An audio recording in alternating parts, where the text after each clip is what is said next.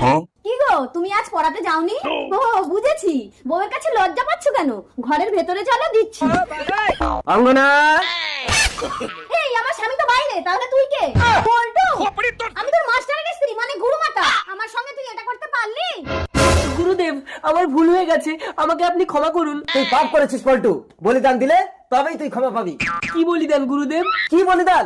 তোর পুরুষাঙ্গ কেটে আমাকে দান করতে হবে। ওকে তুমি ক্ষমা করে দাও স্বামী।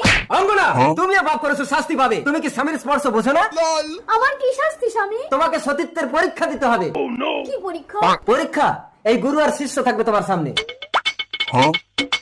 ঠিক আছে? ঠিক আছে। গুরু শিষ্য, গুরু গুরু। আমাকে ক্ষমা করে দাও স্বামী। তুমি পরীক্ষায় ফেল করেছো অঙ্গনা, তোমাকে আমার শিষ্যকে নিয়েই থাকতে হবে। ভালোই হবে, বুড়ো বয়সে জোয়ান স্বামী পেলে জমে যাবে। জোয়ান স্বামী? এক্ষুনি তোর পুরুষাঙ্গটা কেটে আমাকে দে পল্টু।